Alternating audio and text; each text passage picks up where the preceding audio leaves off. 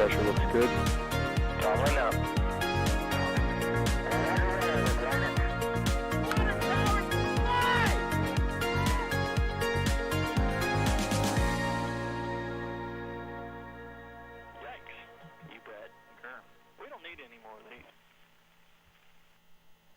Hey, what's up, everybody? I forgot to change my shirt, I just realized, but that's okay. Welcome to NASASpaceflight Live this week. Let me know if you can hear me both on Twitch and on YouTube right now. I got two chats up for the first time. We're doing a simulcast sort of thing, but we are here to talk to you about space news this week. I've got a bunch of guests with me, our subject matter experts, reporters, and very important people, like, I don't know, the guy who started NASA Spaceflight with me. Let's tuck that away since I forgot to wear a black shirt. That's okay. Sounds good. Excellent, excellent, excellent. So, anyways, welcome again. Now that we've got a status check, I know that you can hear me in all the places that we're pushing these bits to. I'll be your host. I'm John Galloway. If you know me on Twitch, you may know me as DOS. But for NASA Spaceflight Live this week, we are about ready to go. Topics for today, really quickly, we're talking about Starship stacking. You can see it over here. Some news from Boca Chica. Virgin Orbit ready for flight. Some flights happening out that way. And then 50 years since Apollo 13 last week. We promised you we would talk a little bit more about Apollo 13 this week, and we are here to deliver on that promise. Other things, we got some CLPS news, the weekly launch landing recap, the weekly launch preview, what's happening next week, talking about Apollo 13. STS-1 anniversary happened recently. OSIRS-REx is in the news, and then our time at the end of the show, we'll do some max Q&A. So again, if you're over on YouTube, get our attention if you have a question with @NASASpaceflight. If you're over on my channel, you already know what to do. I don't need to tell y'all.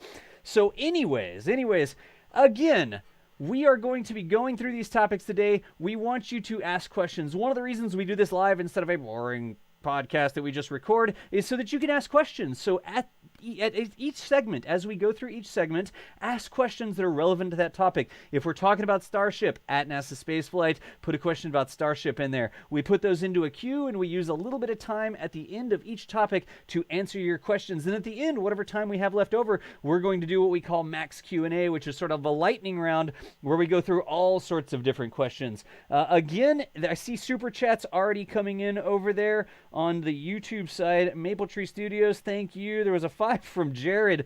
Jared, appreciate you as well. And I think we are ready to go. So let's see if all of our scenes are correct. Let's go ahead and click here. That's the outro. There's the intro.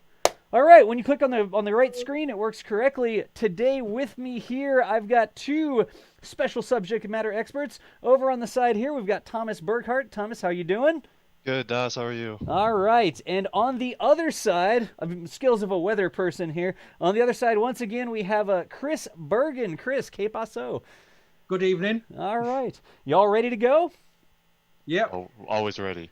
Okay, so our first topic for today, to jump right into it, is going to be Virgin Orbit, the LN2 captive carry test. And we actually have another special guest with his topic, somebody who goes out there in person to get us these videos. Let's see if this scene works. Jack, how's it going? What's up? So, Thomas, Jack, take it away. You got the video on the screen, and we're good to go for Virgin Orbit. Yeah, we've got Jack Beyer here, who is, of course, out in Mojave for the captive carry test. And I want to start out by saying welcome to the show, Jack, first time on. Tell us, what was it like to go out there and see Cosmic Girl and Launcher 1 fully filled up with fuel and liquid nitrogen on this big test flight? It was really cool. I love going out to Mojave Spaceport. It's like kind of my home turf. It's only 90 miles or so away from me, so it's like a short-ish drive, depending on what the definition of short is for you. For me, that's short. I mean, to drive to LAX is like an hour and a half, so, you know, on a bad day. So it's a nice drive because there's no traffic and it's the same amount of time. It was great. Good flight, really beautiful day. It was the second day in a row that I went out there to shoot it. The first day, I guess the test scrubbed, but not a big deal really because there's a lot to do in the area. Mojave itself is a really cool spot. So, yeah. What's it like out there? Because it's kind of in the middle of a desert, right? Yeah, it's in the Mojave Desert. The city itself is called Mojave, so it can lead to some confusion. But yeah, it's the city of Mojave, and it's in the Mojave Desert, which is itself a much larger thing that, you know, consists of, I think, area in Nevada and Arizona, as well as California. But yeah, it's Mojave. It's super, super desolate. The city itself doesn't have a very large population. It's, if you've ever played Grand Theft Auto 5, it's really, really reminiscent to some of the areas, some of the deserty areas that you end up driving around out there, like with an airstrip. It's kind of funny how rural it is, and yet how much interesting stuff happens at that airport. Right. And so you talk about that, low city population, but the airport's pretty busy, especially with spaceflight companies, because Virgin Orbit isn't the only ones out there. Well, I mean, it's how you define busy. Yeah, it's busy. It's like the home of air launch, seemingly, at least commercial. That's where Stargazer lives. That's where Stratolaunch lives. That's where Virgin Galactic has their manufacturing facilities, and up until just recently, when they're moving to New Mexico, that's where Virgin Galactic lived. So yeah, it's pretty bustling for what it is. It's a big, home for test flight. That's also where Scaled Composites of Burt Rutan fame, that's the company that designed the White Knight 2 carrier aircraft and the Virgin Galactic spacecraft and Stratolaunch and a variety of other crazy aircraft. That's also out of Mojave. Masten Space Systems, they just won that award from NASA, $70 million something to land payloads on the moon. That's out of Mojave. So sometimes, I remember the first time I went there, I felt like I want to be here when something cool happens. And this is like years and years and years ago. And it can feel like a very sleepy, nowhere airport until, you're there on the right day. Because even they all do engine tests out there. Masten, Virgin, they have engine test stands out there too. I haven't Are caught there an rocket engine test yet. stands? Yeah. So it's crazy. It's, little sleepy town in Mojave. You never know what you'll see. So let's talk about what you saw most recently. We saw Launcher 1, Virgin Orbit's new air-launched rocket, kind of aimed at the small satellite market. They filled it up with RP-1 fuel, the same fuel used by a ton of rockets, Atlas V, Falcon 9. Yep. And then instead of oxidizer, they had liquid nitrogen, just so you'd have something more inert on a test flight in case something were to go wrong. But at those cryogenic temperatures that are so cold like the liquid oxygen will be. So what did you see when you got there as far as getting the mission ready, and how did things start? How did that day start off? Well, I'll back up just a little bit. The previous day, the day that it scrubbed, I Sure. showed up and there was no fueling evident. There was no condensation or anything coming from the tank farm. There was still air stairs attached to it, and it was still, surrounded by GSE. And this is like, I showed up maybe an hour before takeoff was listed on FlightAware. So it was pretty obvious it wasn't going to happen. So we kind of hung out a little bit, went home. Next day we go out. It's bang on. It's obvious. Like there's fueling happening. You can see, moisture coming from the tank farm. And so it was, a really nice day. I'm glad they flew when they did, because the previous day was a little bit dark and cloudy. So we got a nice blue sky.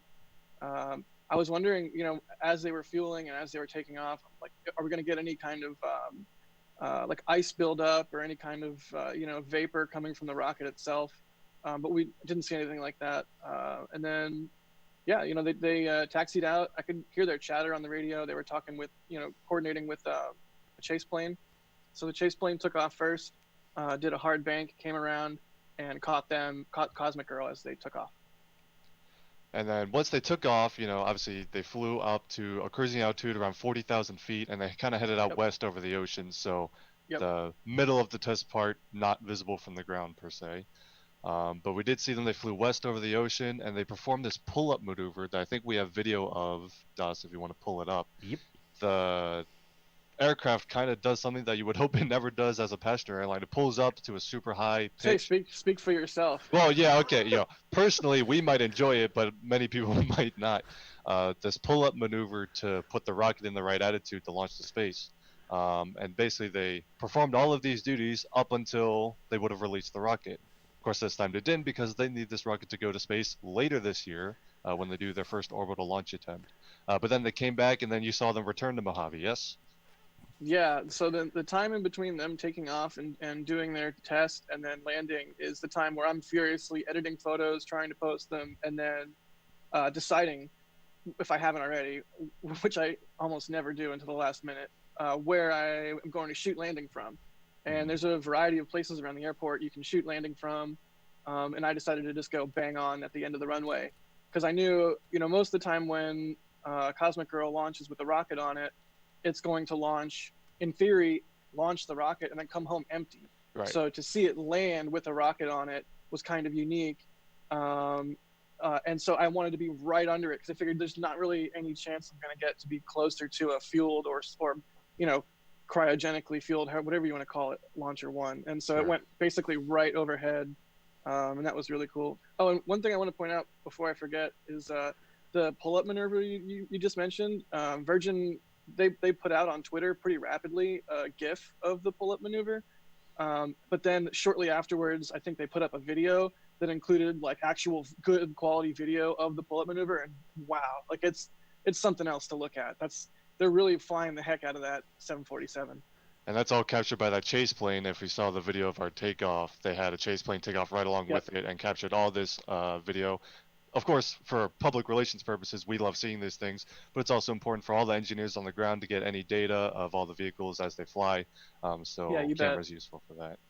Yeah, they so had then, a citation as the chase. I think it was Striker or Strike 04 was their call sign. I always love listening to them chat back and forth. You want me to roll some of that? yeah, I go don't know for how it. You much should of have some links and images and stuff to put up. Okay, with yeah. that. Yeah, Jack, that's okay. Obviously, we'll pick it up. Yeah, go for it. I cleaned up the audio a little bit, so it's mostly Cousin Girl 01 Heavy, Roger, in stand by that for your video, squad. but I have a full Copy all, we chunk of report audio that I've been meaning to post. I'll get around to it. Roger. Put it up on the forum. Nice. Cousin Girl 01 Heavy, And so Mojave. let's talk about while we're looking at this. Go ahead, tell us. Back at Mojave, the Cosmic test Girl appears to be 01 a success. Virgin Orbit says very successful test flight. So the next step is going to be replacing the front nose cone fairing of the rocket with one that holds a payload. We don't know what that Yep. payload is. I don't think Virgin Orbit has announced it. But the first orbital launch attempt, which should happen later this year. Planning to go out and see it? No, I don't really like rockets or planes. It's not really that exciting to me. Yeah, I absolutely will go see it if I can. My main thing is, it's probably going to launch over the Pacific or, somewhere where launch itself isn't visible. Right. So barring some kind of weird wizardry on my end, it'll just be the standard takeoff and landing pics, but it'll be cool. It'll be really neat to see. And I'm sure, everyone at Virgin Orbit's going to be super excited to see all the hard work they've put in come to fruition. Absolutely. And it's always exciting to see a brand new rocket make its first debut launch attempt. So we're all looking Oh, forward yeah. to that. Oh, yeah. And hopefully, assuming all goes well, the next time it does come back empty of rocket on its way to space with its payload. And we wanted to cover a little bit of news that also came out this week about Virgin Orbit because they were just awarded 3 launches for the United States Space Force, the STP-S28 mission, which will launch no earlier than October of 2021. So that's more launches for Virgin Orbit. I know they also have some contracts for NASA's ELANA CubeSat program. So they've got a growing launch manifest, and hopefully they'll stay nice and busy for you out in Mojave because we love your photos and your video of this stuff and all of the air launchers that are on Mojave. Yeah, it's nice to see it picking up a little bit more. It's felt for a long time that air launch might not be, a common thing to see, especially with Stargazer and Pegasus kind of languishing. I hate to say it, but it's true. And it occurred to me the other day, Stargazer is sort of a relic. It's the last flying L1011, Yep. and it is sort of an era or an icon of like a bygone era. And as we get into, especially now with everything that's going on, airlines rapidly getting rid of their 747 fleets and their A380 fleets and switching to more efficient airliners. That's going to become the case that Cosmic Girl is sort of like a 21st century Stargazer, because I don't expect we'll see another Stargazer launch. And it's sort of interesting to me to sort of think maybe 10 years or so down the line when Cosmic Girl's kind of commonplace and maybe even like old, or maybe even, one of the last 747s still airworthy and still flying in the same way that Stargazer is the last L1011 now. And I don't know, it's weird. It's a weird sensation to see it having a growing manifest, seeing them doing very well. And I hope they continue to do well. I hope Stargazer gets something to do, or, maybe they switch over to Stratolaunch. I hope for that point, I hope Stratolaunch gets something interesting to do. So just hopefully, like you said, Mojave keeps growing and, these companies keep finding success, because I sure love covering them. Absolutely. Well, thank you. I think we have some questions. Das, you want to run through some questions before we move on? Let me grab them real quick here. Let's see here. We have a question from P.A. Nilsson. How many jets do they have for this kind of use? So how many Cosmic Girl jets are there? out at Mojave There's or just even in one. the world right now. Jack? Yeah, there's just the one. But the interesting thing, I didn't actually know this until very recently, is that all 747s, or maybe a portion of them, I shouldn't say all, but 747s, at least some, were built with a structural strength and extra pylon right there where the Launcher 1 rocket mounts, and that was for a additional engine, because at the time when the 747 was introduced, there was no way to ferry those engines since they were so large to say maybe a 747 somewhere else that had a broken engine. So Virgin Orbit's kind of repurposed that spot on the aircraft to hold Launcher 1. So in theory, they could make another one, they could make another carrier without too much effort. That's me speculating, but it would seem to be the case that they've designed this around pre-existing hardware wherever possible, which is quite nifty. And I do know that there was an agreement somewhere, I believe it might have been with All Nippon Airways in Japan, because the Virgin Orbit has a bunch of different places around the world that they want to deploy Launcher 1 launch operations. I think there are some agreements in place where they'll have the ability to gain additional aircraft. They haven't done it yet, but yeah, definitely a chance of expanding their fleet from one. Yeah, that makes perfect sense. Their aircraft was already taken from the Virgin Atlantic fleet, Yeah. so it makes perfect sense. Gotcha. So, hey, here's another good question from Peter Franklin. Do we know anything about the G-forces on the crew of the pull-up maneuver? Did Virgin release any information on what sort of Gs the pilots are pulling, or the crew? Not that I know. Jack, do you know? I didn't see anything, but I bet you that's one of those situations. It's like there's a subreddit. They did the math. It's one of those situations where someone far more smart and nerdy than me is going to do the math on that and be like, well, they were the angle of the horizon and the angle of the plane. I would love to know what they're pulling there, because it looks like a fantastic maneuver. It looks like it would be a real hoot to do. I think we need to ask Virgin Orbit for some video of the pull-up maneuver from inside the cockpit and see what happens. Yeah, that's a great tweet to tweet at them. Yes, this pull-up maneuver in a 747 is a real hoot, you said. I like this. Time for one last question here. This one's from Raj Luthra. How far can Launcher 1 go? And do we know anything about the payload? So is Launcher 1 an orbital class rocket? Is it suborbital? And do we know about its payloads? Right, so Launcher 1 can carry up to about 500 kilograms. Of course, it depends on what orbit you're going into and things like that. But to like the lowest Earth orbits that it's kind of designed to serve is about 500 kilograms.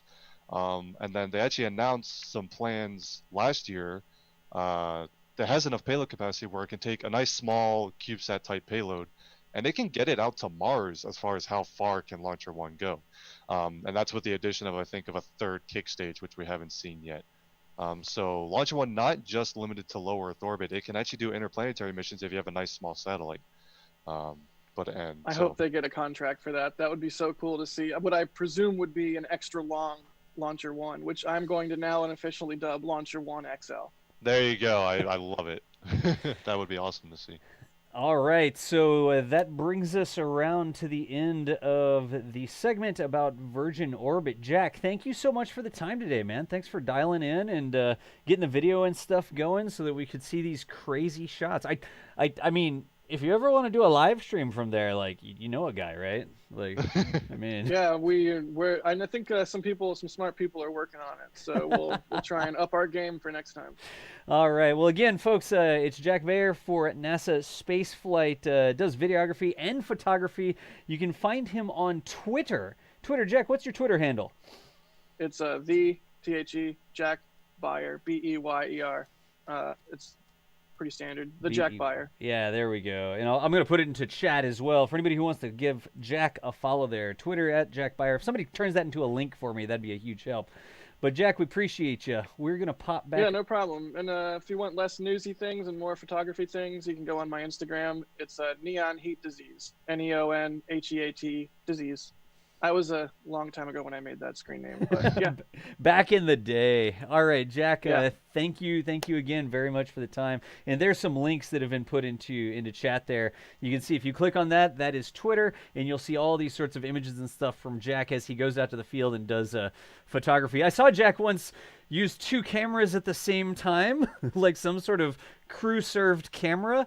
And that was for like DM1 or something, I think, right? Where you're using two video cameras to film it. So you'll get a lot of cool stuff. Yeah. If you toss Jack a follow. I was trying to figure out how to do two at once. It's, the crazy crazy stuff we do in pursuit of rockets.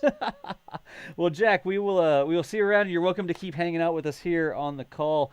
Our next topic today, down to Boca Chica in South Texas, talking about Starship SN4. Chris B, what is going on with Starship? It looks like they've made some progress down there. Yeah, what isn't going on? There's absolutely crazy production cadence going on with Starship right now. We've got 2 actual flying Starships in production. SN4, which is the first one, which will be flying possibly within next month. We're looking for a rollout next week. It's been actually stacked inside the VAB in Boca Chica. And now we're looking at SN5 actually in production already as well at the same time. So as you can see from this video now, the nose cone you can see there, we know that's not going to go with SN4. That's going to go with SN5. So that's going to be for a future Starship. There's a famous load spreader, which when in action means there's going to be some stacking going to happen. So that was ready to pick up the engine section for SN4. And hopefully we'll see it there attached to the load spreader. It'll soon raise and we'll see it be ready for the engine section. And the VAB is set up now. There's a massive lift, which we'll see in a future clip, which goes up and down the left-hand side of the VAB. And that is used for them to stack the vehicle and then bring the 2 pieces of the stack together via the big yellow crane they've got there.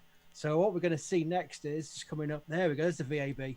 That actually is a windbreak, but we're calling it the VAB because that's where they're actually assembling the vehicles right now. The engine section is on the left with the aft section. The aft section is actually from SN3. That was salvaged from the one which blew up. Well, should I say blew up? It popped, if that.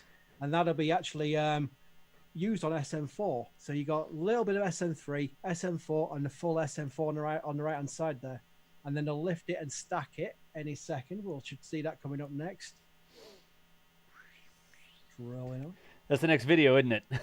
That's the next video, I think. Yeah, I think we're still stuck with the crane ready to lift it. But actually, that VAB is fascinating because that isn't big enough for just one Starship. Now, if you can imagine with a super heavy, how tall this vehicle will be when fully stacked. It's absolutely incredible. There's the load spreader. And there's the crane the lift I was talking about, going up the left-hand side. That actually is a lift for engineers to go up and down the VAB walls with, which it seems like it's got no reasonable business being there. But it's actually really quite handy because that's when they'll actually stack a full stack in there. They can use that to the top axis of the actual Starship itself. So we're now just waiting. Oh, there's the SN5 bulkhead, which popped out to have a look. That just shows my progress they're making there. SN5's bulkhead has got its ring barrel sections on it, so that's ready to be stacked. Probably not long after SN4 rolls out to the launch pad.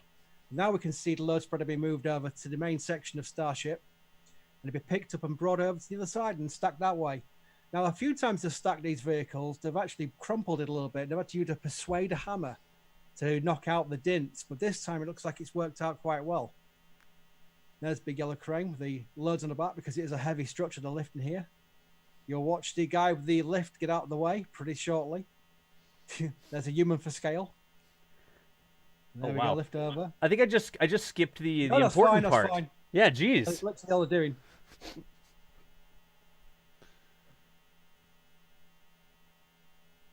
You can just imagine that the progress they've made. You can visibly see it from Mark 1 to SN1 onwards. Every evolution of Starship has progressed, not just visually, but obviously as hardware itself. And this now looks like more like the renders we used to see for the first time with the this Chinese Starships. This actually looks more like it, less crumples. The welds look a lot better. So there's high hopes this one should actually hop, because that's the plan. They're going to hop it with 3 Raptors rather than fly it. SN5 will do the 20-kilometer flight. And there you can see just being brought together. There go the little humans for scale to give you an idea how tall this thing is. We can skip forward from there, Daz. Yeah, That's cool. just- Yeah, hey, feel free to tell me where to go and stuff. So Let's keep going forward. just Keep going start through the links. describing what you want next, and I'll find it. Yeah, well, basically, what will happen next is we'll see this vehicle be welded together and rolled out on what's called the roll lift. We haven't got a picture of that in this link, but they'll be stacked onto the roll lift and then taken out to the launch site. And the launch site itself has some launch mount work being taken place, which you'll see coming up. There we go. Now, this structure is quite fascinating because I had this in for SN3 as well. It'll go inside the launch mount itself, and they'll be able to use like rams, hydraulic rams, to test the actual aft part of the Starship as it's being pressurized with first liquid nitrogen and then later with liquid, hopefully with liquid oxygen, and that will test the structure itself before the Raptors are installed. With 3 Raptors installed via this device later in the cycle, probably in about 2 weeks from now, if everything goes to plan. And that's when we'll see a static fire test. And that'll be we all saw what the static fire test was like with 1 Raptor. What it'll be like with 3 Raptors would be fascinating. And so Chris, we're watching this, and it's already a time lapse, and I feel like I should time lapse it even faster. It's amazing, really. The funny thing is, the actual progress they're making is at an incredible pace. If you can just imagine, there's SN5, there's the bulkheads. Now, Elon's already said the bulkheads are the hardest part of the Starship to build. They're the most precision engineering involved. So you can see how far ahead they're getting with that SN5 bulkheads there inside there. Who knows, there might be SN6 inside there as well already. That's all we can see through the door.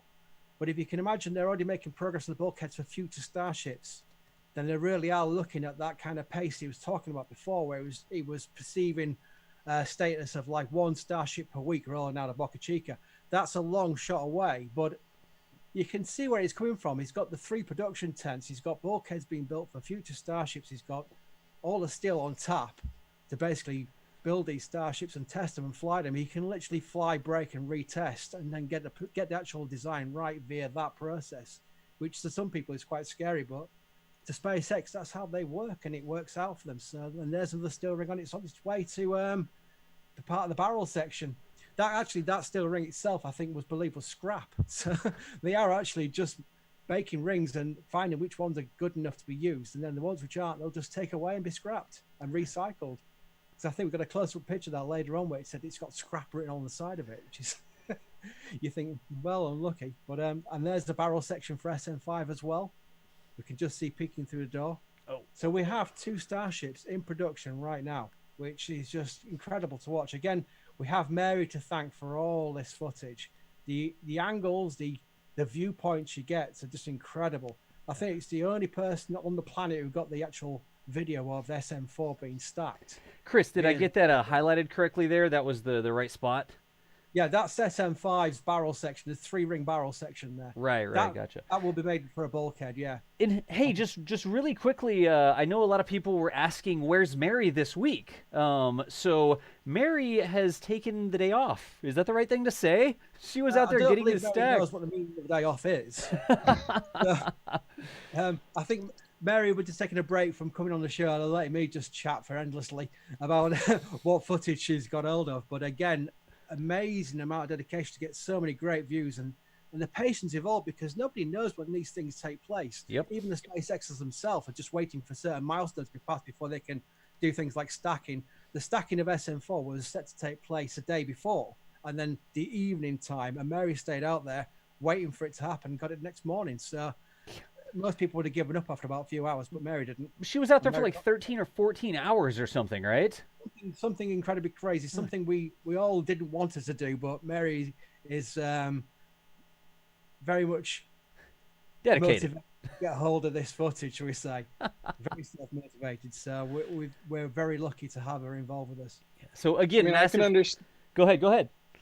I can understand it being out there in Boca Chica. It's like she says, when you see a crane up or you see something happening, you just immediately it's. I'm not a morning person, but when you wake up and you see something happening out there, it was very, very easy to hop in a car and haul butt over to the launch site or to the fabrication site, and just to make sure you don't miss anything. It's literally addictive, so it makes sense. You're literally a mile away from a production facility that's building rockets that will possibly be the first rockets to land on Mars with humans. So yeah, it's just one of the crazy when you put it into context. And people will be looking back on these videos in years and years to come. We're going to be talking about STS-1 later, and the way people were filming those videos of Columbia in the early days in the 80s. And we're thinking, wow, what would it like be there? We're now seeing this version of it for Starship. We're actually seeing the birth of this new rocket. And when it does launch, it'll be fantastic. All right. So Chris, I've just been going through some of the other pictures and stuff. Was there any picture that we missed specifically you wanted to bring up? No, I think we got through there in the end. We got through there in the actual cycle of events. Gotcha. With the next milestone, really, just to be said, is the rollout of SN4. We're down that road on the roll list, which always looks hilarious. So, and now we're going to the launch site and stacked up to the launch site itself for testing. Yeah. So some questions. Are we good for questions on Starship Boca Chica here? Yeah, fire away. All right. So got a couple questions that came through from chat. Here's another one from Raj. How similar or different are SN4 and SN5? Do we know? We've seen Elon sort of tease some changes that may be occurring between the different variants, but do we know what he's changing? No, I don't think the structure itself is changing. He's looking at certain things as far as the aerodynamics and the flight profile of the actual Starship itself, such as the canards and the fins and the way he's even talked about the difference between landing legs on SN4 and SN5. We don't know how much that's changed, but the interesting thing about the appearance of SN4 and SN5, the little bit of SN5 we can see in there is they look very similar now. So I do believe they've got their well settings correct and they've got their production settings correct, because he did mention at one point they had their well settings wrong for I think it was SN2 or SN1, and they've now corrected that. You can actually see it, visibly see it's improved. Yeah, gotcha. I think they are quite similar. All right. Here's another one from Future Martian 97. Will either nose cone be used on SN4? So there's a couple nose cones sitting around, right? Yeah, we've got two nose cones. The Mark 1, which was the one that displayed when Elon did his speech last year. That one will not. That's a lawn ornament as far as anyone's concerned. The shinier nose cone, which you can see on the left-hand side there, that will go on SN5 right now. We thought it could go on SN4, but Elon has said that it's not going to be used for. It's going to be used for actual flight, and SN4 is only going to be hopping. So they're not going to put nose cone on SN4. Of course, Elon being Elon, he can change his mind at a drop of a hat. So you've got to keep an eye on these things. But right now, we don't believe that the nose cone will go on SN4. Gotcha. So here's another one. This is Moldy Space Industries asks, will the use of stainless steel allow them to power through max Q like Antares without throttling, or is it really too early to know too terribly much about how Starship's going to fly? I mean, it seems like it's changing really rapidly.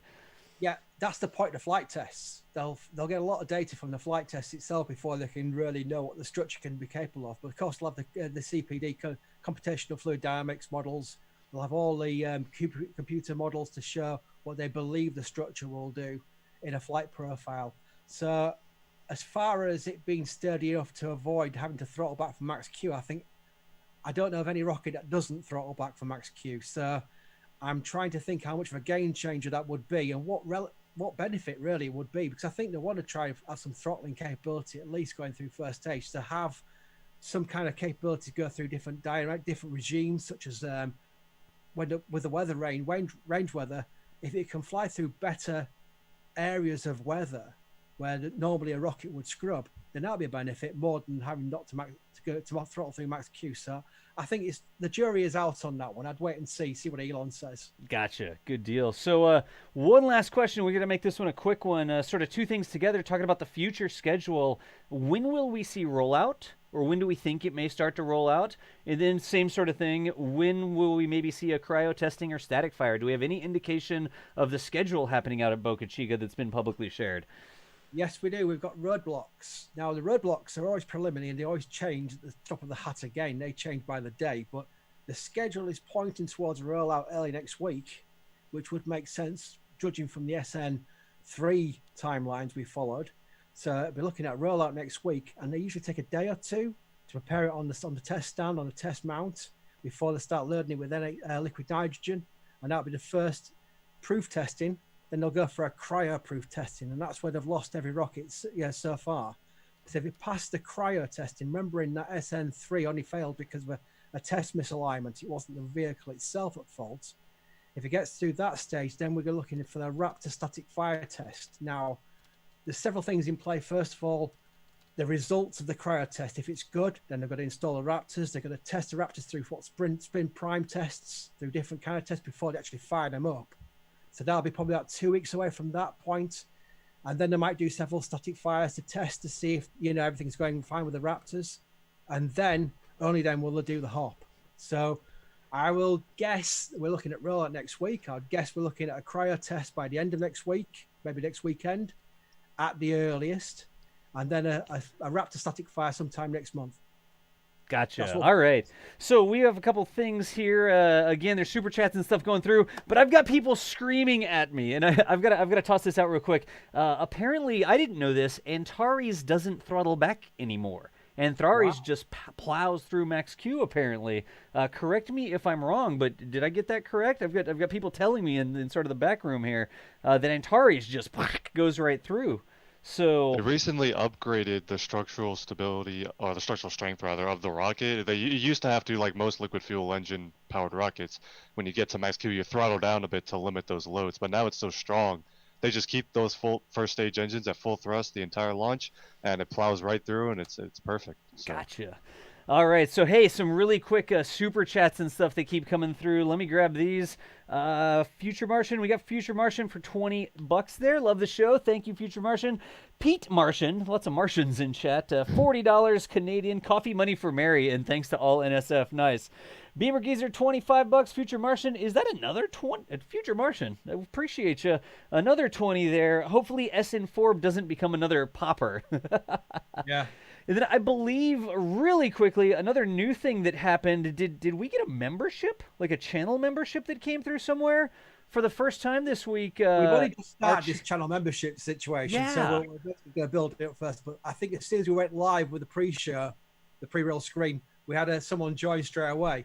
And I don't know if you can scroll back through, because I can't scroll from here. Yeah, gotcha. I saw them pop through, but I don't think they're in the normal queue here that we normally use. I think they may have came up on screen, but that's new on the channel this week. Of course, Honorable first member, the YouTube memberships that allow you to support the channel so we can keep doing stuff like this. But moving along, we're a little bit behind our cadence here. We appreciate the support. Oh, there it is. It was Jared. It was Jared that did a YouTube membership. Jared, thank you very much. Thomas. Let's talk a little bit about CLPS. Absolutely. So Let's what's talk going about on? the moon. So we've got a bit of an update for two different providers for the Commercial Lunar Payload Services program for NASA. These are the robotic landers that are going to precede the crewed missions on program Artemis, although they kind of fall under the Artemis umbrella. But we have an announcement from Intuitive Machines, one of the commercial providers. They've selected their landing site for the first mission of theirs to the lunar surface. It's at Oceanus Procellarum, also known as the Ocean of Storms, on the lunar surface. And I'm sorry if I butchered that pronunciation. But they have announced that is their landing site. They're going to deliver several payloads for NASA to conduct various scientific research and experiments on the surface. A lot of that is tailored towards understanding the environment that astronauts will live in in more detail. Things like measuring radiation and temperatures and things like that. And just the information that we'll need to keep our astronauts safe. So that mission is going to also now has a launch date, launching on October 11th, 2021. So about a bit over a year and a half from now. And that will launch on a SpaceX Falcon 9 rocket from Launch Complex 39A at the Kennedy Space Center in Florida. So some more details on that mission. That mission's pretty exciting. It's going to test a couple things on the way down as well. It's got this new system called the Precision Landing and Hazard Avoidance System. Basically, it'll look at, with different cameras and radars, look at the lunar surface and identify potential hazards, places where it might not be safe to land, and automatically adjust its approach path and make sure it lands somewhere that's safe for the lander. And that technology is certainly applicable to crew landers for Artemis. So a lot of very exciting things happening with that mission. We also have some news for another provider, Maston Space Systems, which we alluded to earlier, based out of Mojave, California. They have been selected to deliver another mission to the lunar surface using their XL-1 lander in 2022. So NASA setting up a manifest of robotic landers leading up to crewed landings. They have not announced their launch vehicle or landing site yet. They will launch on some commercial launch vehicle to be determined. But that will be another lander landing on the surface. And they also got this very interesting research and development contract literally the day before the XL1 contract. There's this new technology they're calling FAST, standing for In-Flight Alumina Spray Technique. Basically, they're going to inject some material into the rocket exhaust from their robotic lander that will actually deposit itself on the surface of the moon where they're landing. Obviously, the lunar surface isn't prepared to be landing things on it. It's very rough. There's rocks everywhere. So in order to protect the lander, they want to deposit a bunch of material right before they land using the rocket's own engine, and then land on that sort of created landing pad.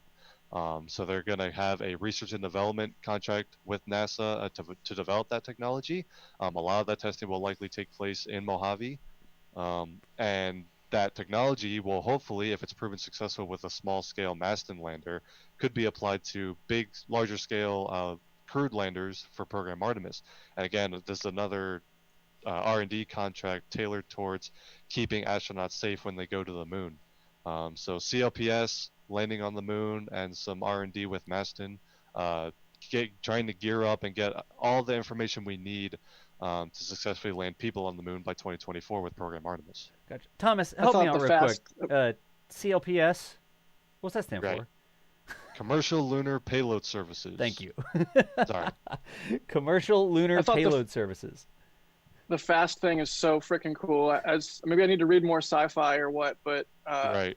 Being able to turn the rocket exhaust into basically a giant spray paint can for Illumina and then make your own launch pad as you land is really cool. And all of these shots are Mojave. And I cannot wait to go out there and shoot this stuff.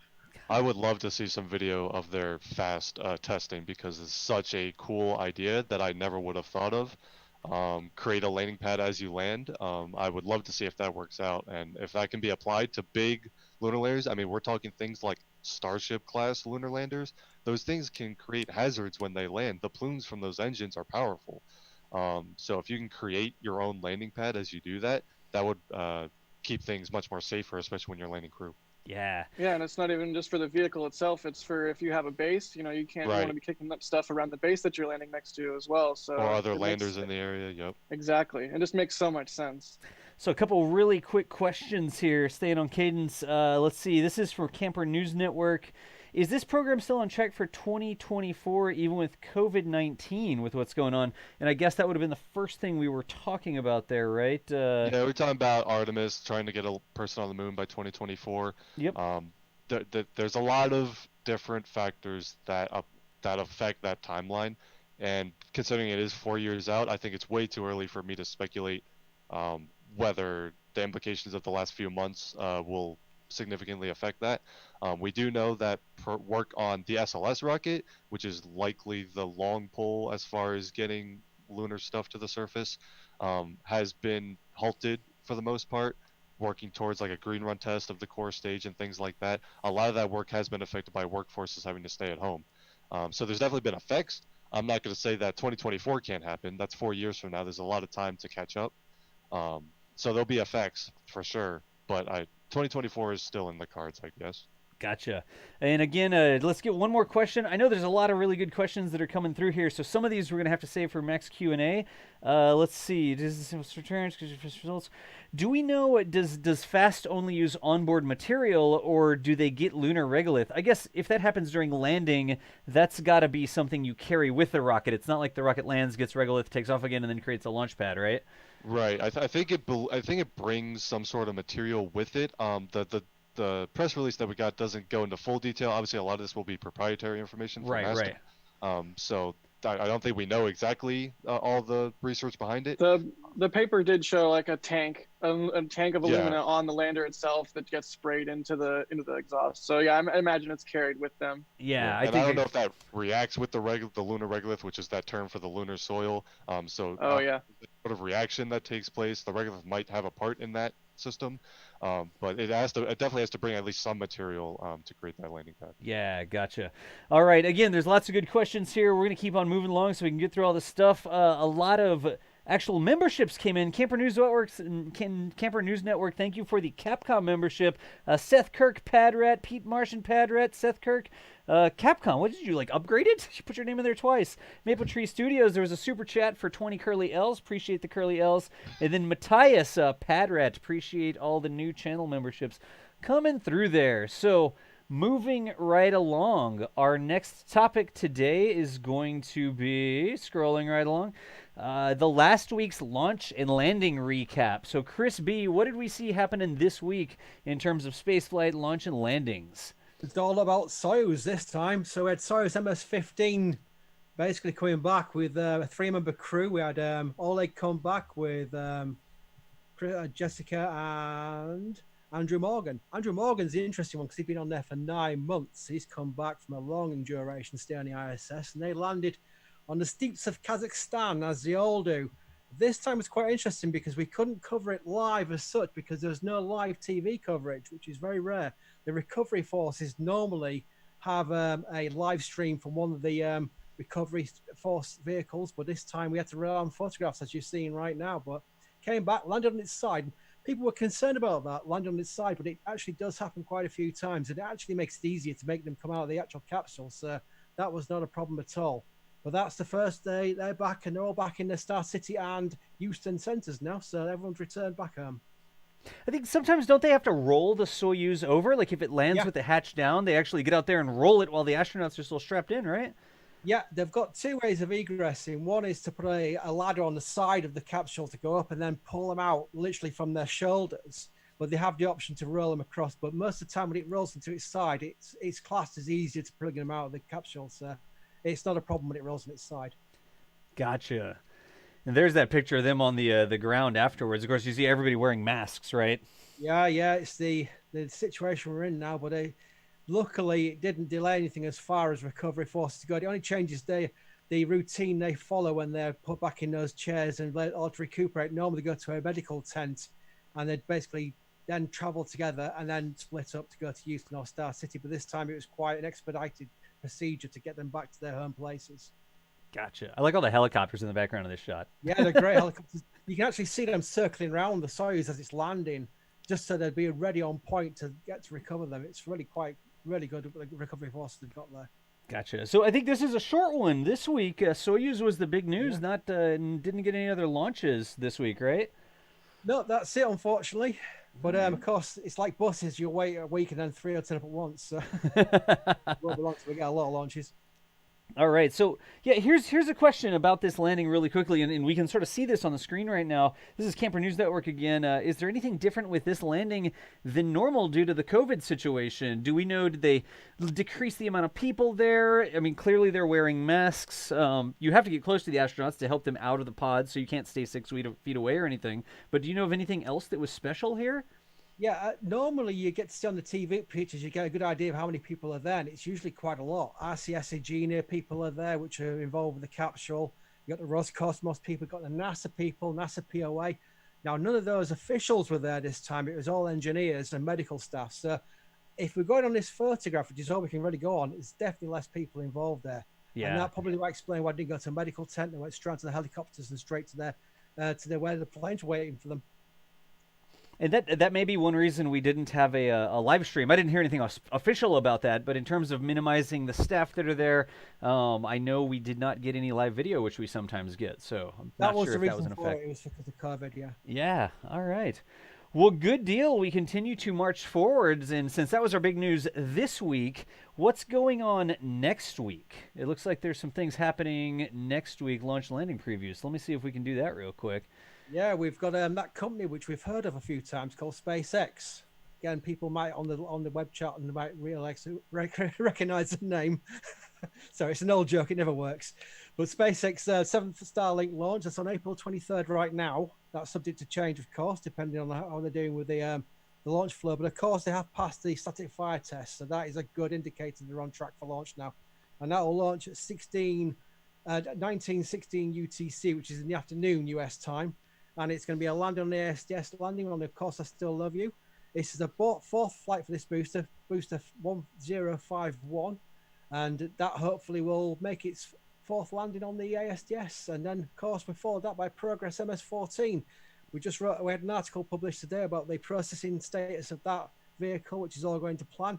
That's scheduled to launch on April 25th from Balkanal Cosmodrome, and that's a resupply mission, of course. The Progress are a fast-track mission, so they'll be launching and docking on the same day within about 3 to 6 hours. Gotcha. All right. And we're going like right through this real quick. A couple super chats. Let's pop over to this thing. Martin Covey, welcome to the red team there on the YouTube membership for the channel. Again, the memberships are new. It's a cool way to help us keep doing this. It's a lot of people involved with the shows here. So we have the people that are on. We have the special guests. We have people in the background doing research, putting together the documents, the whole shoot match. So we really appreciate the new membership there. Martin, Space and Racers tossed in $20. Keep up the good work. Put American soil in the American pockets of the American crew on the American rockets from the American soil, and it sort of it goes back just a loop. I just realized, Das, we messed up terribly and jacked incorrectly. We had a whole American rockets joke for Virgin Orbit that we didn't say. Oh, that's right. American rockets on American planes in American airspace. We didn't make the joke. Wait, we could go back to that. It's too late now. Yeah. It's too late. All right. We got another one. SLS-BRGB, red team member. And then Tucker Welker, welcome to PadRad. Again, appreciate the help there. It looks like we may have had one question for Starlink 7 that's coming up, or whatever we're calling Starlink these days. Do we know if they're reusing the fairing, Chris? Yes, they are. They're using a fairing. I can't remember which one it's from, but they actually did tweet during the static fire confirmation. SpaceX tweeted that it was a recovered fairing they're going to be using. I don't know if Thomas can remember which one it was. Yeah, it was Ammo 17, and it's notable that it's from that mission because half of the fairing was actually caught in a net on Go Mish Tree. So this is the first time they're actually reusing one that didn't get wet. The other half, I think they did recover from the ocean. So half of it got wet. But yep, from Ammo 17. That answer that question. All right. And another one here, Multi-Space Industries. Does the Starlink launch mean SpaceX is content with the fixes from the last Starlink engine problem? Like, have we heard anything else about that weird anomaly with the engine in that last Starlink launch that we saw? Or are they testing it on this flight? Have we gotten any official news from SpaceX there? There's been no official news, but, and this goes back to the shuttle history, after every flight there's what's called an IFA review, in-flight anomaly review, even if there's no anomalies. And that's what would have happened at SpaceX. So they've gone through that process. It might have played into the fact that the launch date did slip slightly to the right from what we're scheduled to show, just to finish off that review and then clear it for the flight readiness review and the launch readiness review for this Starlink launch. So the fact that we've not heard anything, that's because it's SpaceX's commercial supplier, didn't have to tell us anything. But the fact that we've now got a launch date set and it's been a static fires passed, I think that proves they've found the problem, or they're confident the problem won't reoccur with this launch. Gotcha. All right. Well, moving along, let's see what our next topic is. Yes, the big news that has been news, I guess, the big history that's been going all this week. We knew what was going to happen, right? Because it happened 50 years ago. But, of course, we're talking about Apollo 13. So last week, we promised you on the show that we would do a little bit more information on Apollo 13. And, Thomas, that is you. So you are good to go for Apollo 13. Apollo 13, the movie on it, is one of the few movies where I know the outcome going in, and it's still suspenseful at the end somehow. It's very impressive. But yeah, this week, 50 years ago, the Apollo 13 mission took place. Started out like the two Apollo missions before it, 11 and 12, launched on a Saturn V rocket from Kennedy Space Center. The launch did occur on April 11th. On board, Commander Jim Lovell, Command Module Pilot Jack Swigert, and Lunar Module Pilot Fred Hayes. These three people were intended to make the third landing on the moon under the Apollo program. However, on the way to the moon, they encountered an issue, made the historic radio call, Houston, we've had a problem. On the way to the moon, they went to stir their cryogenic oxygen tanks, and the wires on that circuit short-circuited, caused a fire on board the command service module, caused an explosion in the oxygen tank, and severely damaged their spacecraft. So an in-flight anomaly on the way to the moon. The crew had to basically live in the lunar module for the remainder of the mission due to all the systems that were damaged on the command module.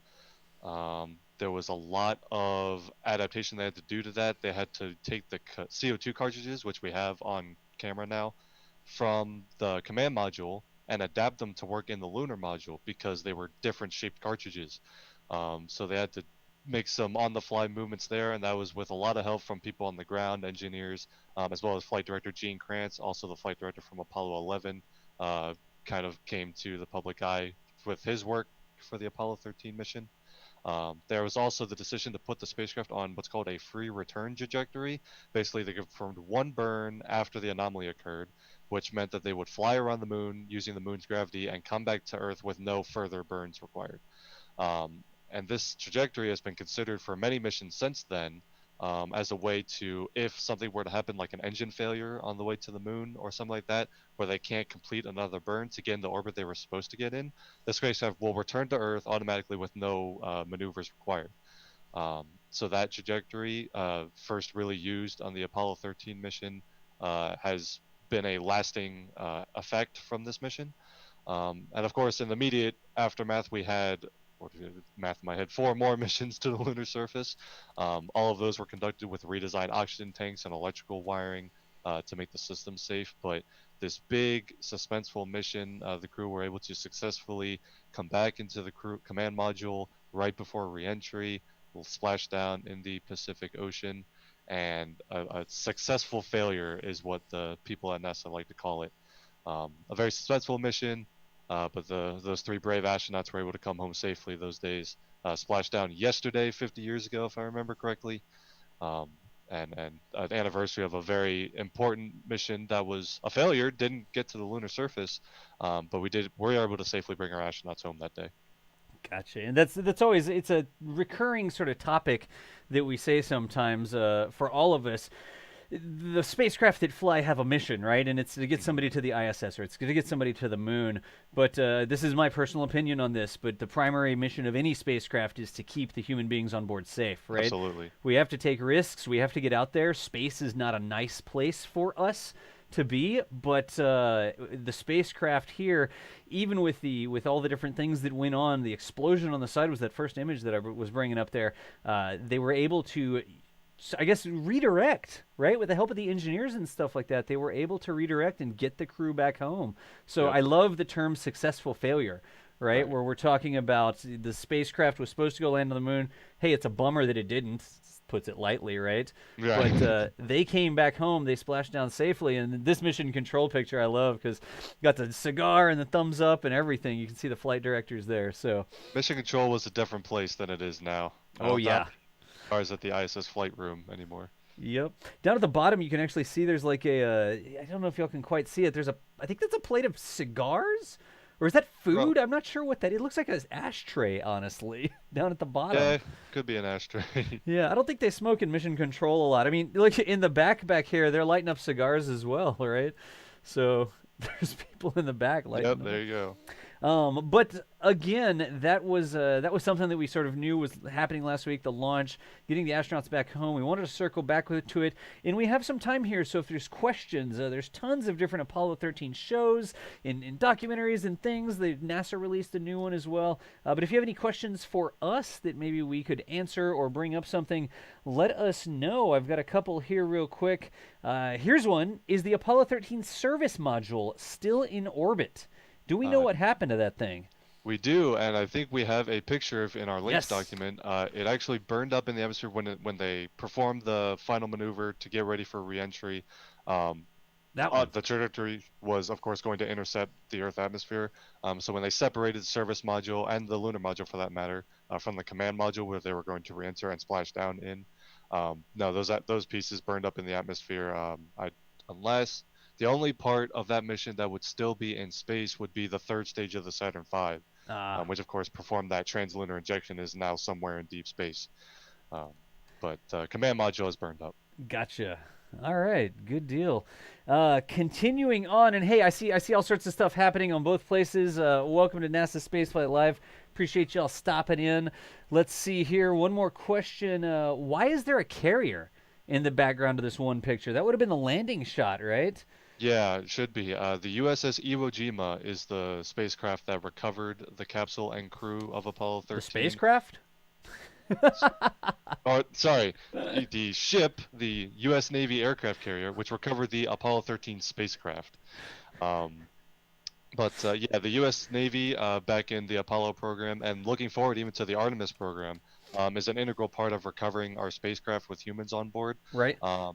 Different than the commercial crew program, both commercial crew providers have their own recovery teams, don't really utilize military forces. Right.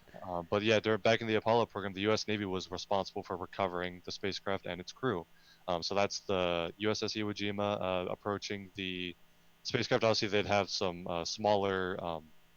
Actually, I don't think they used small boats. They had a helicopter go out, Right, and right. retrieve the crew, and they would bring them back on board, and then they go and recover the spacecraft as well. Gotcha.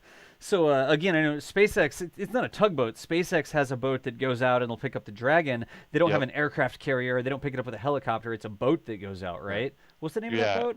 Although their boat does have a helipad. I think that's only that's taken afterwards. They bring the capsule on board, they recover the crew, and then they can helicopter the crew to shore. I'm not sure if that's used in all situations, right? Or if there's only if there's a medical situation, like a crew member needs to get to land quickly, maybe they only use it then. I'm not sure. But I guess you could call the ship an aircraft carrier. It can carry a helicopter. Technically, it has one. Well, then every cruiser. Yeah, I don't know what's the definition of aircraft carrier. But, I don't think that a single they helipad operate their own ships that are operated by the Go company that operate a bunch of their recovery vessels, and that's not a U.S. Navy operation. Gotcha. What do we got there? So here's one more question on Apollo 13. This is from Quartzy over on the YouTube side. Didn't Apollo 13 make correction burns after the free return? So they had a couple different times where they had to sort of tweak their trajectory to make it home safe, right? Yeah, they did. The idea behind the free return trajectory is that you don't have to do those. I believe there were some course corrections that had to be made. Right. So yeah, there were a couple burns after the anomaly that had to take place. I think there were a couple different corrections that they had to do to get their angle of reentry correct. I know that was an issue they were looking at, so that was definitely part of it, yep. Right. And when they did the burns, they used the, didn't they actually use the lunar module, I think? Right. Because so the service module they didn't know the full extent of the damage for the service module. And in fact, if we go back to the picture of the service module being damaged. Sure, got it. They only got those photos after they separated the module, because obviously they're on a spacecraft that's attached to it. You can't see out and around. Right. So it's hard to get a good picture of it. But these pictures were taken after they separated, and that's only when they really understood the full extent of the damage. So yeah, prior to that, they couldn't assess whether that big engine on the command service module was usable. So they were using the engine on the lunar module to correct all those burns. Gotcha. So again, I'm going to just hit this really quickly because a lot of people don't sort of understand this. We know the damage that occurred, right? But if you have the Apollo service module design, you have sort of this, and then you have the capsule with the crew up here, and you have the engine on the back like this. And the damage that occurred was actually back here on the side, right? Yep. It blew out those panels. You can see here, this is sort of those panels being blown out, but there's not a rear view mirror on an Apollo service module. There are windows up here that are sort of facing forwards, and you can sort of see out to the side, but they had no way. They didn't have like a little remote drone to fly back there and look at it. They had zero way to actually see back here the entire time they were going around the moon. They had no clue the extent of the damage. The only time that they were able to, and this is my skills of an artist, the only time they were able to see that damage was after they decoupled. They separated the service module from the command module, and they could see that the side was just completely blown out of that thing. So that's one of the big things that gets me with Apollo 13, just knowing that they went all the way around the moon without being able to see. They just had to rely on the instrumentations, what mission control was seeing in terms of tank readings and electrical circuits and that sort of thing. They couldn't actually physically see the damage. It's just, it's crazy that was still a successful failure was how we were calling it, right? Yeah, and I have a brief correction to make because people in the back are yelling at me like they were yelling at you earlier. Technically, the third stage is still in space, but it's not floating in deep space. It apparently hit the moon, and I missed that entirely.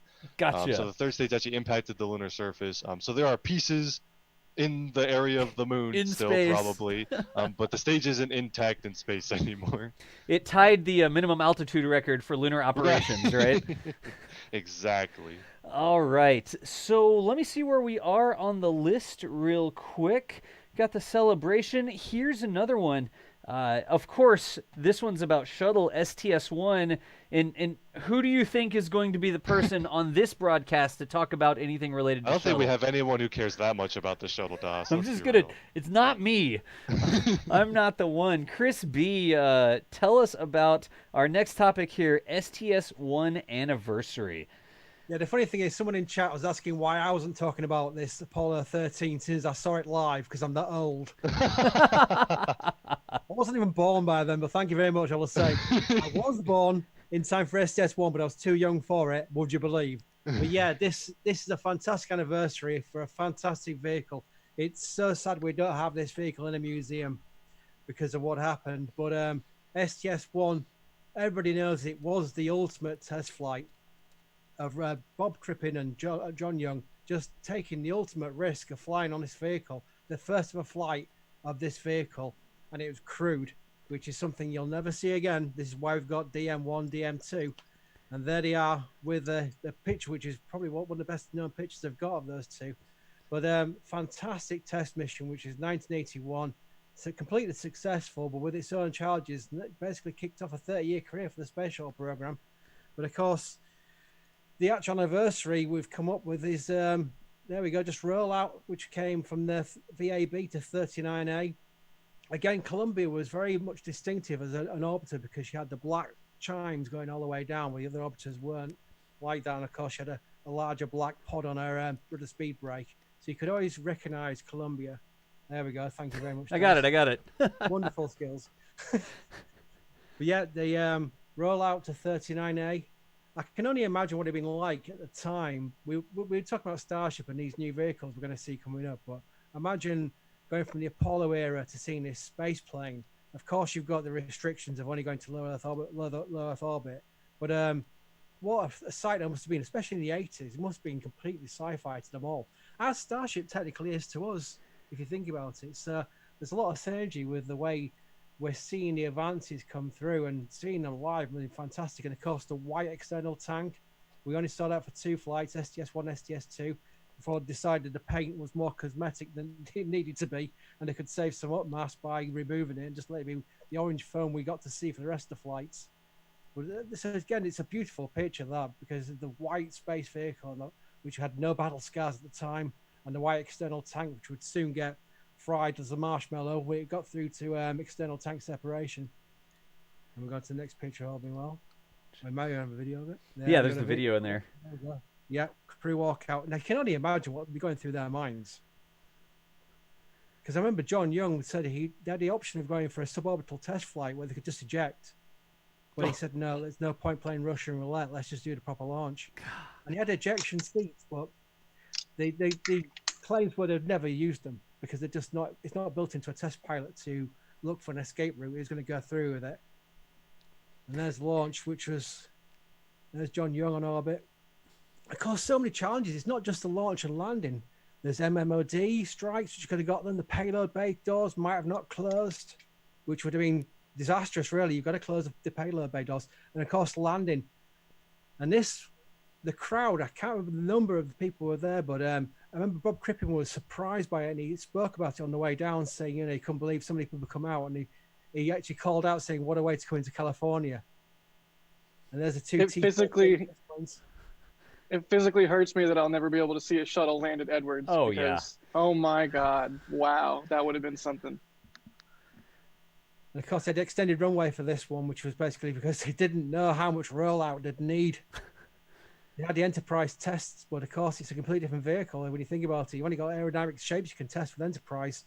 The fully weighted Columbia, which was the heaviest shuttle and remained the heaviest shuttle all the way through the fleet, coming back down and using all this rollout on this Edwards, this horrendously sandy runway, but it's fantastic landing. And of course, the landings we've seen since, we know that was a very, very smooth landing compared to some of them had. I think we might have lost Jack there right quick. There we go. Thank you, Jack. Yeah, it's really quite hard when you follow shuttle for so long. You love these vehicles. You're watching these videos.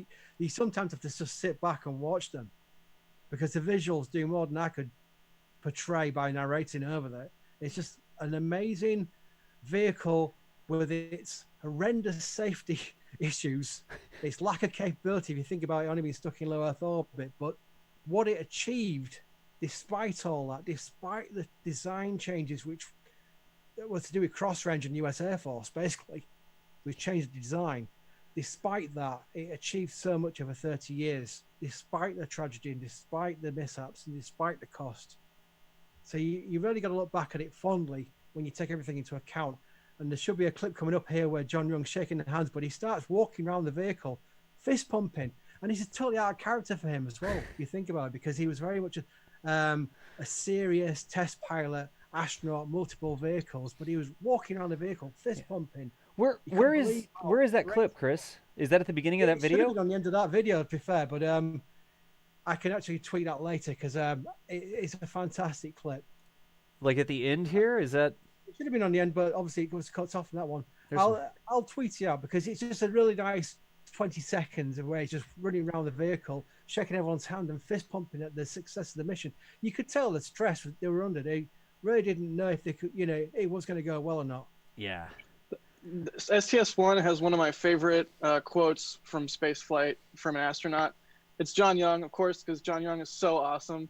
And it's about the RTLS abort, which they never used for any of the shuttle launches. So it's a return to launch site abort. It would have required the shuttle to do like a backflip. If you don't know about the shuttle RTLS abort, go and read about it because it's insane. But the quote from John Young about RTLS abort is, RTLS requires continuous miracles interspersed with acts of God to be successful. Because, before STS-1, there's so many points in launch in which, things could have gone wrong. So they, of course, rehearsed this maneuver, but it's so impossible and so unlikely. They have to flip and ditch the external tank and burn retrograde. It's insane. So that John Young and Crippen, they really crushed it with this flight. It's really a strange way to call the abort mode return to launch site, because the one thing they probably wouldn't ever do is return to the launch site. What they're doing it for is to try and get over the ocean where the recovery vehicles for the boosters were and bail out and hopefully get picked up by the recovery boats, because there's so many variables involved. Some people said the wings might have snapped off during a turn. There was so much force involved. Yeah, I think it was like a 10G turn or something, some insane, It was something we're glad we never got to see for real. So that was a relief. God. I gotta say really quickly, this is not something. The space shuttle never flew with no crew, right? There was no autonomous flight on the space shuttle, correct? Now there's a very much some kind of astronaut hierarchy going on there, because the shuttle could have flown uncrewed. It was lacking a cable, a single cable, and a couple of actuators to flick 2 switches. No kidding? That's all it required to complete a mission uncrewed. And they actually called it the RPO system, which they could have installed on the ISS, when docked at the ISS, to tell the orbiter to go and fly back home uncrewed if it had damage they thought it wouldn't survive. Wow. The crew would wait on the ISS, what's called safe haven. They'd wait on the ISS for the next orbiter to come up and take them all back down. So the damaged orbiter would get one chance to survive the landing in California. If it was going wrong, they could have flipped it round onto its tail and basically done a destructive re-entry. But if it could have survived, they could have brought it back uncrewed to California. Wow! With So a they cable and 2 switches. They'd modify it on the space. Like they had a plan at some point. It sounds like never did it, but they could have modified it at the ISS and installed some things on it to try and bring it back home with no crew. The box is still on the ISS. No kidding? Seriously, yeah. Wow. I didn't know that. I've got this image up right now because, we saw the white external tank, and then it was eventually the orange tank, the black sort of, the fronts of the wings that were painted black. But Columbia and STS-1 was also missing some eye makeup, I like to say. If you look up on the front here, you don't have the black sort of raccoon mask going all the way around. The windows were basically just themselves, right? So STS-1 was such a cool thing, especially because it's not like there was an STS-0 or an STS-DM-1 or something where they flew it with no crew like we're doing with our crewed vessels these days, right? 2 test pilots got in that thing, the most complicated machine ever to have been made at the time, and they lit the candles underneath them, and they went to space. I remember there was a discussion just recently in the last few years where they were discussing whether to fly crew on the first SLS launch. Right. Now, that was deemed too risky. If you think about it, Orion's got an escape tower. Much, much safer. The shuttle never had any escape mode for the first stage flight. You had ejection seat. There's no way they're going to eject during first stage. Yeah, eject during first stage. No, you're not going to survive that. It was literally a PR thing, if anything. I'm sure there'll be some guy somewhere saying, "Oh, no. That was real." But again, there's nothing comparison as far as the first test flight crewed. It's unbelievable bravery on John Young and Bob Crippen's part. Absolutely. So we could sit here, we could do an entire episode about shuttle, but what we need to do is get Chris Bergin over here, and we'll go hang out at Kennedy Space Center Visitors Complex with Atlantis or something. We'll do a long shuttle show from there, right? Me in tears for basically 30 minutes looking at Atlantis. Next topic coming up here. This is Thomas. Thomas, talk to us a little bit about OSIRS-REx. Go ahead. Yeah, we have a brief update from the OSIRS-REx mission. As you know, NASA has this OSIRS-REx mission to an asteroid to collect a sample and return it to Earth. The asteroid Bennu, one of those. I might be pronouncing it wrong. But just this week, they were able to complete what they're calling a checkpoint rehearsal. This is the first of 2 rehearsals that they're going to complete. The spacecraft launched on an Atlas V 411 vehicle, one of those classic power slide launches that we just saw with Solar Orbiter as well, back in September of 2016 from Cape Canaveral. Since then, the probe has arrived at the asteroid, and just this week, it performed this rehearsal where it actually left its sort of safe orbit around the asteroid and descended towards the lunar surface. At its closest approach, it was just 243 feet from the surface of the asteroid. And once it reached that point, it dropped back and went back into its orbit. But during this rehearsal, it was testing all of its navigation systems. There are several systems that look at different features on the surface of the asteroid, trying to identify places where they could potentially touch down or other hazards that it has to avoid. It also had to retract, like in this image, its solar panels up kind of into a V formation.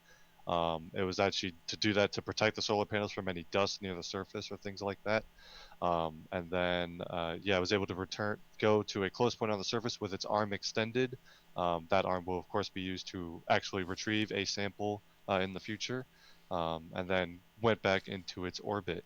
Another rehearsal is planned for June 23rd. It will get even closer, just 82 feet from the surface. Again, the same procedure of going into this spacecraft configuration to protect itself from the surface and get really close, testing all of the navigation equipment on board. And then if those go well, we've got pictures of its close approach there. If all of this goes well, we'll have a first sample collection attempt on August 25th. And on that attempt, it will go all the way to the surface, use that robotic arm to catch a sample of material from the surface of the asteroid. And that sample will be placed into a container on board the spacecraft, which has a heat shield and a parachute, and that capsule will then return to Earth, go through re-entry, and be recovered. And we'll have those samples here on the surface of Earth to do our analysis with.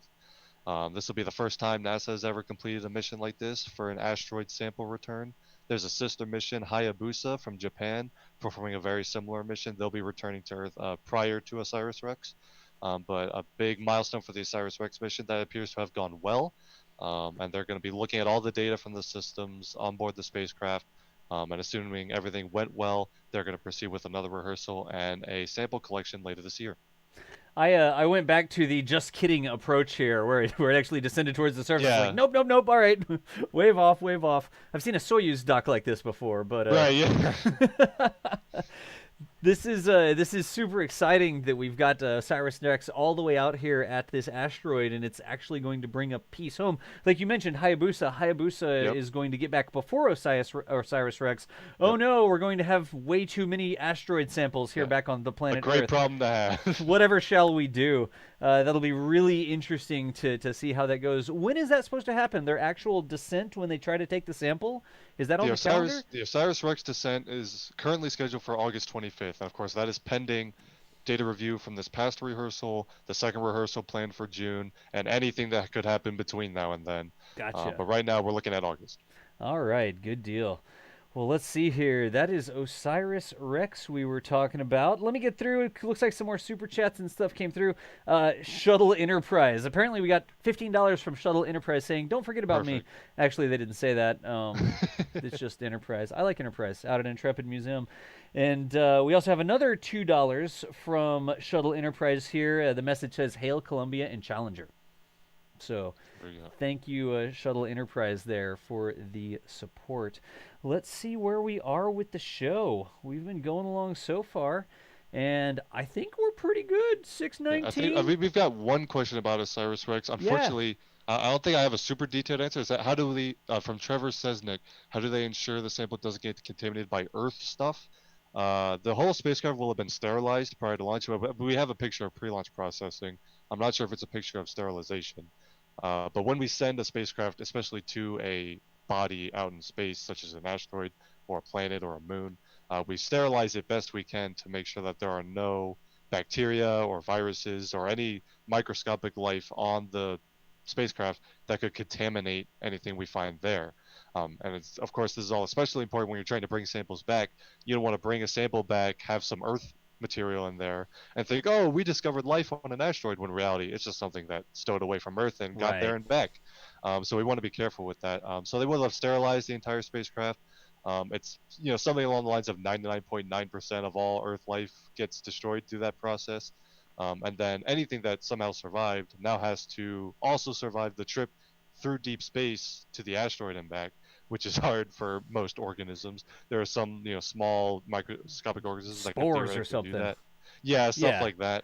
But for the most part, it's mostly sterilization of the spacecraft prior to launch is how you keep your sample as clean as possible. Yeah, it's sort of a double-edged sword, right? We hear about planetary protection sometimes, where you don't want to.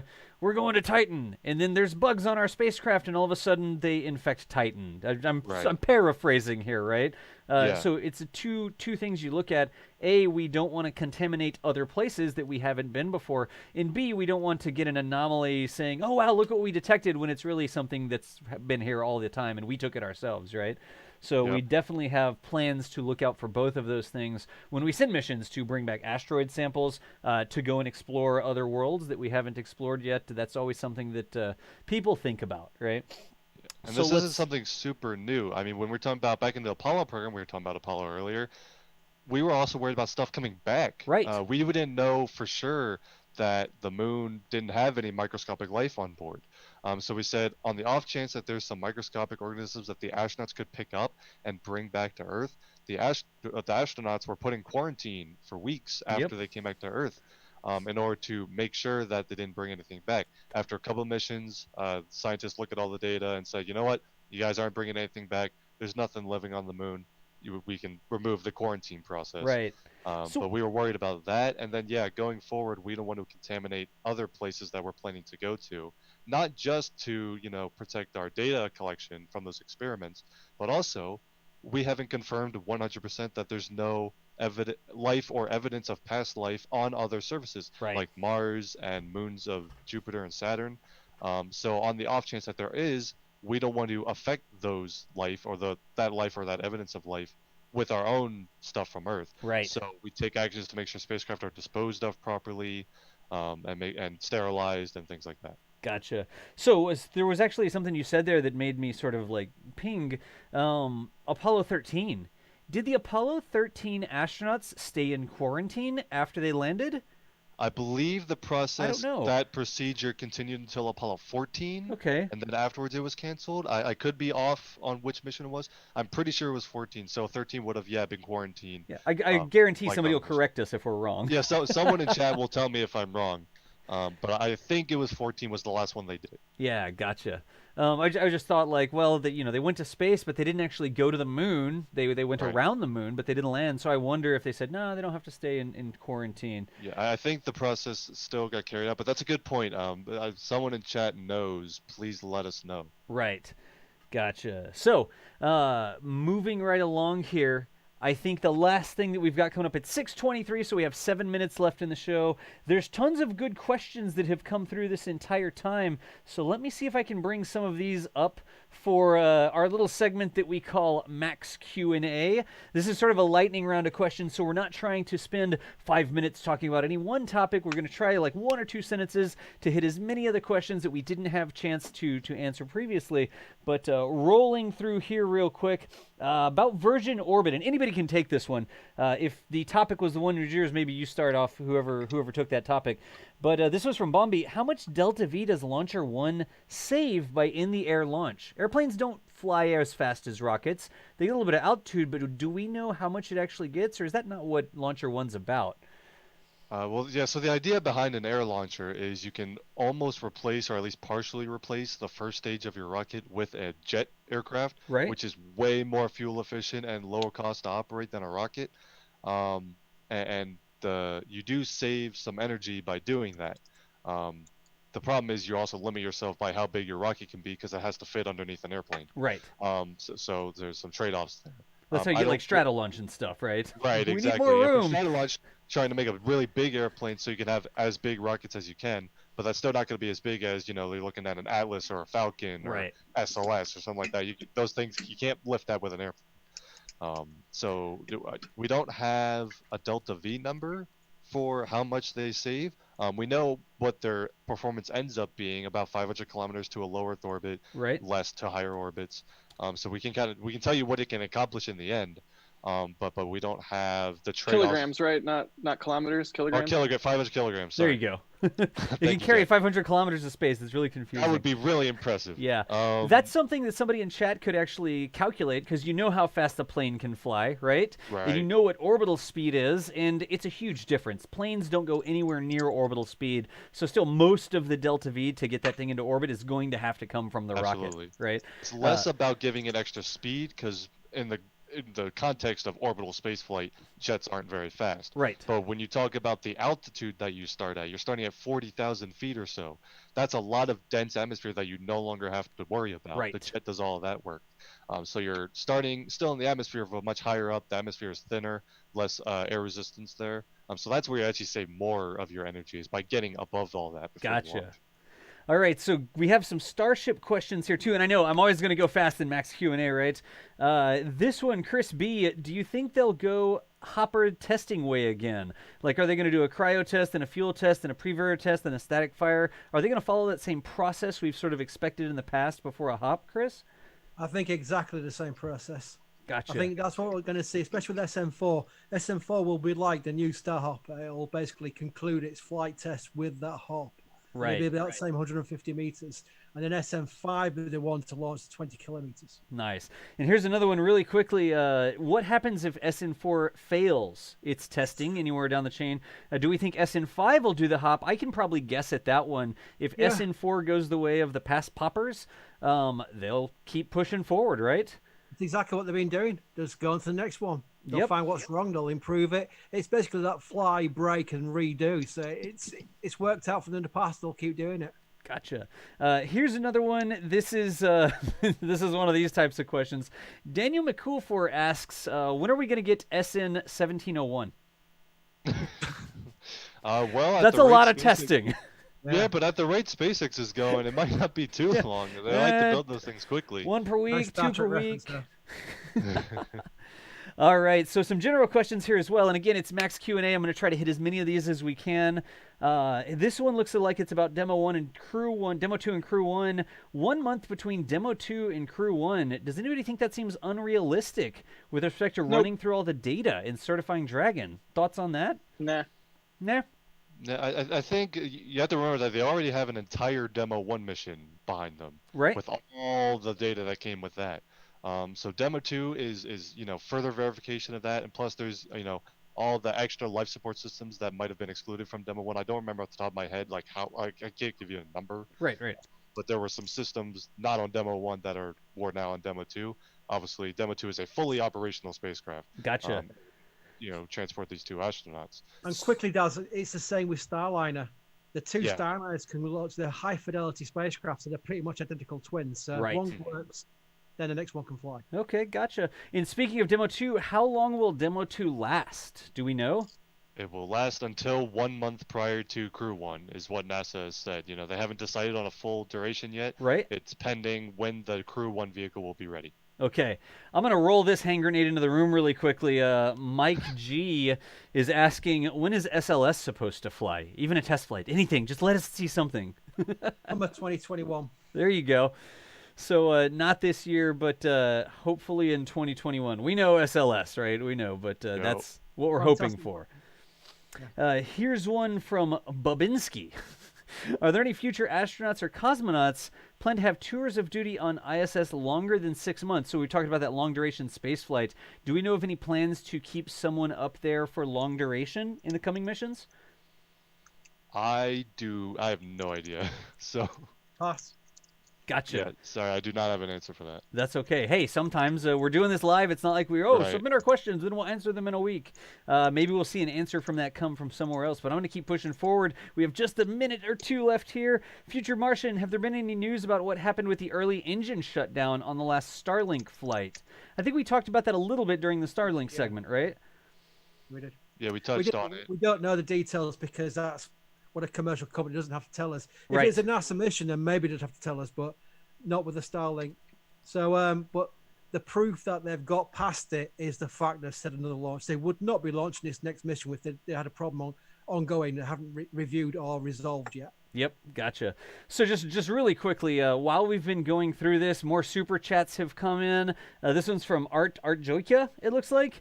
Could you have other YouTubers or personalities on, like some other people that we know?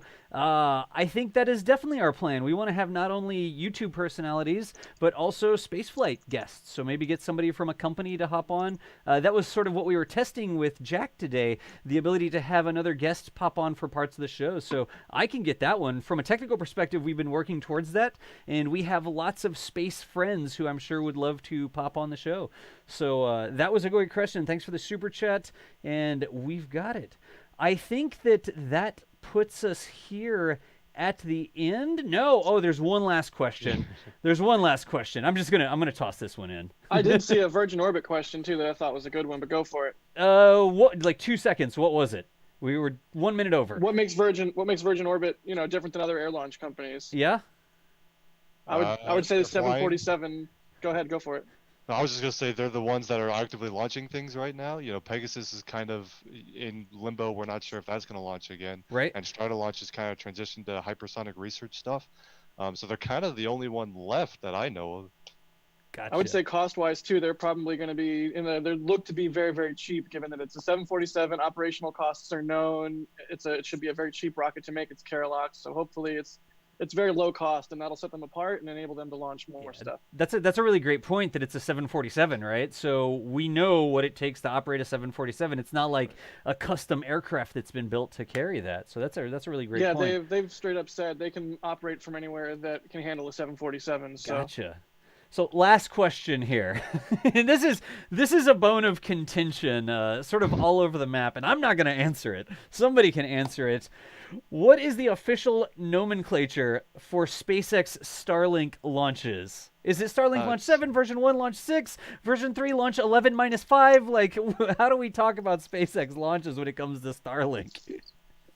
There are a couple different ways that we've seen them identified. All of the SpaceX press release materials, like their webcast titles and their press kits and things like that, just say, for example, the next one is 7th Starlink mission, right? And it's the 7th batch of 60 satellites that they're launching, right? The other way that you see it more just as frequently probably is what you see on range documentation, like weather forecasts and range closures and things like that, where you'll have Starlink version 1.0 L6, the sixth launch of version 1.0 right. The next one coming up, because there was that one launch at the very beginning that was version 0.9 that the satellites weren't quite the final version. So those are the two ways you see it, and they're both kind of official because one's used in SpaceX public affairs things, the other's on official range documentation. I'm looking for my tinfoil hat. Here's what I'm going to say, and then we're going to close down the show here. I think by making it a little bit confusing, they make us all talk about Starlink more. Nobody wants to get bored because Starlink is constantly launching, right? So by keeping us up in the air as to exactly what to call them, it makes us continue to talk about Starlink. But that is all the time we've had for today. Again, this is NASA Spaceflight Live. We do this every week on Saturdays. We always rotate out guests and hosts and subject matter experts. Every week we try to cover the cool stuff that has happened during the week. And it's not just the people you see on screen. I want everybody to remember that this is actually a pretty big production that NASASpaceflight.com puts together. There's people doing research, writing articles, bringing together the pictures and videos and everything. We've got Michael Beyer, who's running all the overlays and graphics that you see down on the bottom of the screen and stuff like that with our live launch coverage. I'm out here in the studio bringing in different cameras and guests and things like that so we can actually get this broadcast. And we really appreciate y'all honestly showing up. When we do it, if it's something that you think is interesting, if it's something that you want to be a part of, we are trying to be here just about every Saturday. We haven't missed one yet, which is good. We're doing well so far. But we're able to be here because of your support. Even if you're just watching the show, if you're retweeting it when we do a tweet or something like that, you don't have to pay money or anything, right? Anybody's welcome to come and join us. But we totally appreciate the super chats and the memberships and people that let ads roll and everything that allows us to make this show possible. It isn't like we just hit a magical button and the show happens every week. There is a lot of time and effort that goes into making it happen, but we appreciate everybody who makes NASASpaceflight.com possible, and our shows here, NASA Spaceflight Live, and then our launch coverage as well when we make it out to the Cape. Boca Chica is going to have some stuff going on, hopefully soon. But we do appreciate everybody making it so that we can do this. As always, we always get so many good questions. We can't always get through them all. But did I miss anything else, y'all? Are we good? No, I think we're good. All right. Yeah, we're good. Thank you, everyone. I think we're good. So until Have a great next weekend, everybody. Stay safe. Yeah, until next thanks time. for all the super chats and all the memberships. We're starting this membership thing off today. We're going to basically build it as we go, but we appreciate people joining so early. Yeah, absolutely. Hey, Jack. Jack is over here still. That's the disembodied voice you hear on occasion. Jack, thanks again for your time today. No problem. Thanks, everybody, for watching. All right. Then Thomas over here at Yep. TG Mets Fan on Twitter, right? TG Mets Fan 98 on Twitter. Yep. Thomas, thank you again. Not your first time on the show, but we appreciate you. Yeah, thank you, guys, and thank you for everyone who donates and does memberships and things like that. It really helps us out, and we greatly appreciate it. Gotcha. And then last but not least, because he started NASASpaceflight.com, Chris Bergin over here at NASASpaceflight on Twitter. Chris, thank you for your time today as well. Yes, Dallas. Thanks a lot. All right. We'll shut it down. I'm the host, Das. My name is Das on Twitch, but I'm also John Galloway in real life. I'm K Space Academy over here. At some point, I'll get back to playing some Kerbal Space Program as well. But everybody that joined us today, we really do appreciate you. First time we've done the simulcast on both YouTube and Twitch at the same time. But that is Space and NASASpaceflight. Whatever. I'm just going to turn the mic off because we're 6 minutes over. We'll see y'all next time.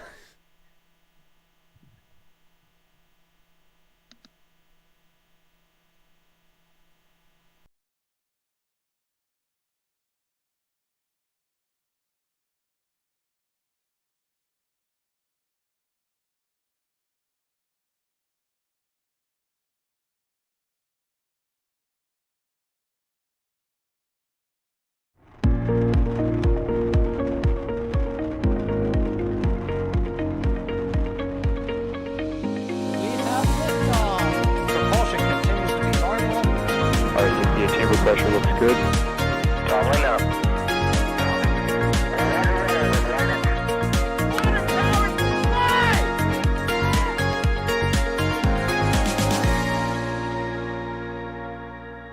Yikes. You bet. We don't need any more of these.